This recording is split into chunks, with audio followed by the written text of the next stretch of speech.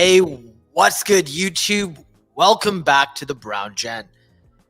In this video, I want to give you an update on what's been going on with LayerZero. Hopefully you woke up or you got your stimulus check yesterday. If not, I'm going to show you how you can get it. Also, how you can handle some common troubleshooting issues, because some people have been having some challenges claiming LayerZero, and also how you can keep the ball rolling and earn even more.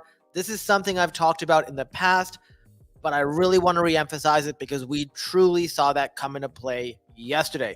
So with that being said, thanks so much for watching. Guys, remember, none of this is financial advice. Please do your own research. I'm just a guy on YouTube. And while you're at it, make sure you hit the subscribe button if you haven't already. Share the video, hit the like button as well. You know, it only takes a few seconds. And also check me out on my socials on Twitter at the Brown Gent YT. Check out my wallet on the bank as well. And if you're interested in my services, check out the Web3 Secret Society. Join the 200 or so people who find value, or you can schedule a private video call and get yourself set up for the bull run. Now, yesterday I posted this tweet. I did a video, an AMA and an airdrop update where I talked about how unclaimed ZRO tokens would be redistributed yesterday for everybody who claimed originally. The LayerZero team surprised us a bit with some of the decisions they made, this time in a very good way. In fact, I got 736 ZRO tokens, which ended up coming out to like $3,100. So if we take a look at the tweet that came out, basically any unclaimed tokens, which were roughly 15% of what was available at the token generation event, those were redistributed. But you're probably wondering, well, how come you probably got a lot more than you did the first time? Well, it's because they disqualified people, and they actually found a really cool way to split the farmers from the real users. So real wallets, real users still continue to use LayerZero. They may not have been as aggressive, they may not be pushing transactions, but they at least interacted with the protocol. Whereas the farming wallets, well, once you're done, you sort of out of commission or you're doing something else. In this case, wallets that claimed ZRO token but had no transactions after the TGE did not receive any more tokens.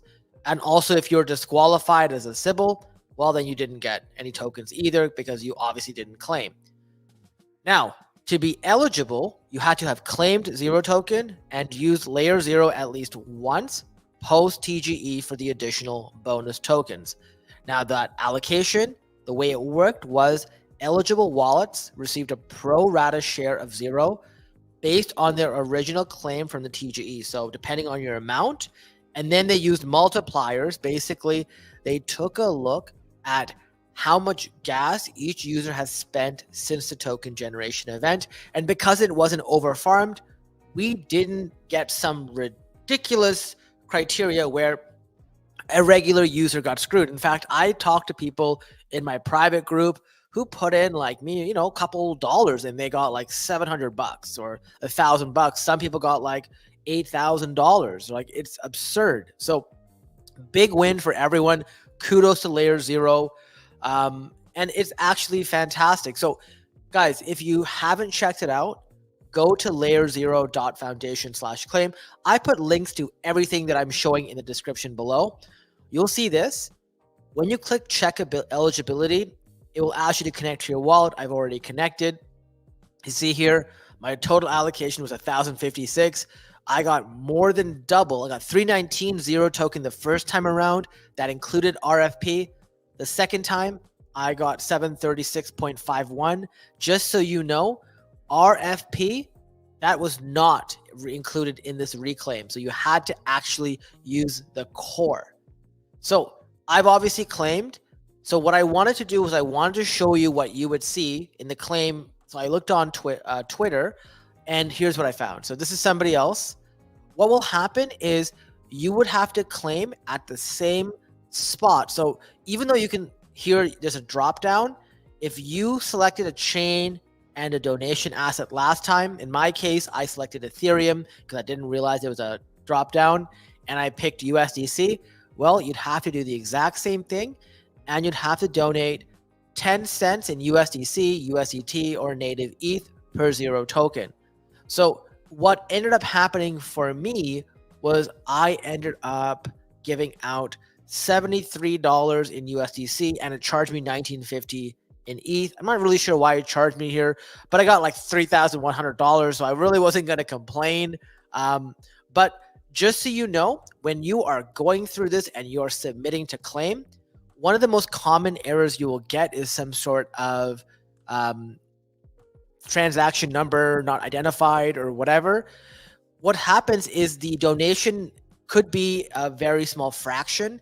So please round it up. If you're giving USDC, you see how it's 4.580535, put 4.59, like, you know what I mean? And make sure you have enough gas on the chain as well that you're claiming to do the transaction. If still you're having challenges with the claim, what you'll have to do next is this process, which it's been going around Twitter, and Cape actually put a good summary of it. I've included the tweet. You have to do a bit more technical stuff, which is you have to go onto the foundation page, get the claim, you get the error message, which I can't get access to because I've already claimed. But then you follow these instructions in the following sites. You take the address that you get, you put it into the input data decoder, and just follow the rest of this. I won't go through the details because it's hard to show, but basically go to this tweet and you can see everyone's interacting and talking about what they're doing, and it's actually solving for a ton of people. So some people are saying they're having issues. Some people are like, oh my God, I got even more tokens. So go check it out. I think it's really important. Now, the first thing I did, you're probably noticing, was, well, I got rid of my ZRO tokens right away. Why is that? Well, I got rid of my ZRO tokens around here anyways. The token retraced. I went all the way down to $4. We expect this, right? Remember, there is not really a use case for ZRO token, and people were getting a bunch more tokens coming to the market, which we're obviously going to sell. Now, we already know that there is no real big token unlocks for ZRO until June of next year, when 222% of circulating supply will sort of get released. Very, very important to realize this. Or sorry, not here. What am I saying? Here. 22% of circulating supply comes out on June 20th, 2025. So 20%-ish, 22%. It'll be a while, but ask yourself, what is the use case for the token? There really isn't any yet. Yes, the technology is great. I will not say the technology is bad. The technology is fantastic. But remember, technology is not everything. If they make their token have some sort of value to hold, versus just governance, would be incredible, right? And I think they are working on something like that. But until they do, I don't want to hold this token. As well, there's going to be further allocations. We're going to talk about that as well and how you can qualify. But I personally, this is my general recommendation. Whenever I get an airdrop, I always rotate that money into something I believe in, that I have conviction in. So ETH, Sol, whatever, AVAX, Render, Caspa, Brett, Pepe, whatever, right? Now, what I did right away was, because we were on a market pump, I chose not to buy anything right away. I'm waiting to see if there's a retracement. So I'm holding in USDC. If we get a retracement, a bit of a pullback, then I'll start deploying that capital, but I don't want to buy it in the middle. We're in the middle of no man's land right now. If I was to bring up the charts, you'd see that we're not near a supply of resistance. We're literally like in between. So those are typically the worst times to buy from a technical and a price trending standpoint. We'll see. We got in the chat here, we got fistful of dollars. Nice waking up to an airdrop. Awesome. How's it going? That's amazing. We got FUD0, hopefully not FUD LayerZero. Good morning. Was wondering when you'd post a live one, and you immediately did. Awesome. We got Larry here. Took my ZRO airdrop and put it into Panda, a new DEX with Launchpad on Solcano. Cool. That's sweet. Oh yeah, where to deploy ZRO capital, right? So really look at what you're having high conviction in, and look at where the best time is to DCA into it. I like buying on dips. I don't like buying on pumps. And hey, like, I will hold the USDC for now. We'll see what happens. Maybe if we see more structural, a structural break and then a retest, I'll buy there. Yo, nice. We got NW snag an extra 500 tokens, right? Like 2,000 bucks. That's awesome. I'm okay with my 260. Guys, that's dope. That's like 1,000 bucks. Let's go. Price of ZRO held up pretty good. Yeah, no, it did. Don't get me wrong, right? Here's my thing. You have to have a reason for holding the token, right? Tech is great, but like, look at the price of Arbitrum. Arbitrum price cratered. Why? Because there is no rationale to hold a token. Look at the price of Aave. Aave's token went from 600 down to 90 bucks. Now they've added a use case and the price is going back the other way.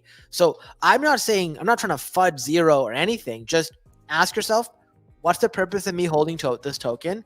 And why would the price of this token go up, right? If you have a good reason for it, then hey, hold on to it. I haven't found that reason. Pyth said they would announce today utility for their shitcoin. Oh God, Pyth, goddamn. I ratioed 30% BTC, 20 in Sol. Nice, that's great. 50% USDE. That's awesome. So what you can do is my favorite thing to do is to go on Jumper Exchange. I use Jumper for all my swaps that are on EVM, like Ethereum Virtual Machine. If I'm swapping in the Solana ecosystem, I use Jupiter. Why? Because it'll farm me that airdrop. And I transfer this to USDC. As you can see, I got like $3,141, which wasn't bad.